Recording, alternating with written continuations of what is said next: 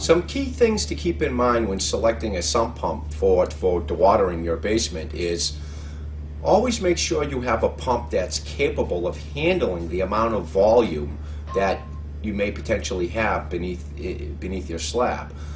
Most pumps are designed for dewatering are high capacity pumps, third horse, half horsepower or 3/4 horsepower pumps. These are designed to handle large amounts of volume. Most dewatering pumps will also have a screw-in check valve built into the base. This is a key feature. This will actually stop water from coming back down the discharge pipe back into that liner, potentially ending up back on the floor. So a typical sump pump involves a check valve, 1.5 inch PVC pipe coming through the liner. You should be having your sump pump in a radon sealed liner. Once that pipe comes through the lid, you always want to make sure you have a coupling, a mission coupling, a point where we can separate if we have to go in and service that pump. That's key. Having that discharge pipe, that 1.5 inch PVC pipe run to the wall, clamped to the wall securely, is also key, so we don't have vibration or any loose fittings come from that. Once that 1.5 inch PVC pipe runs up the wall, the best place to discharge a pipe is through the band board or the rim joist of the house, coming outside above grade.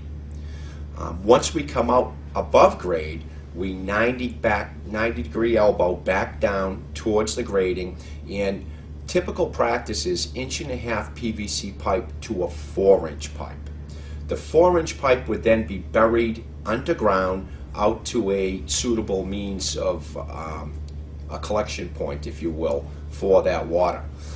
Never ever run your discharge pipe just out on top of the surface of the grass or on the lawn.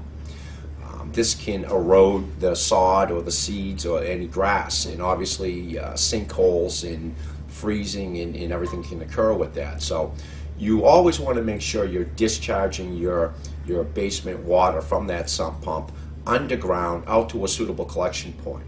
Also, on that downward end of that discharge, once we come through the rim joist or band board and drop down outside the house, you also want to have a freeze preventer on there, so as that you don't have an obstruction in that line, potentially causing that pump to overrun itself within the basement. A lawn magnum is a great tool for discharging water. It's a porosity stone that's buried in the ground 46 inches and disperses water through at a much deeper level than just on top of the property. Avoid just running a pipe underground to a dry well, a pit of stone, if you will. Again, sinkholes are created with that, and backups can occur with that as well. So always make sure you have a suitable means of collection at the end of your discharge pipe there.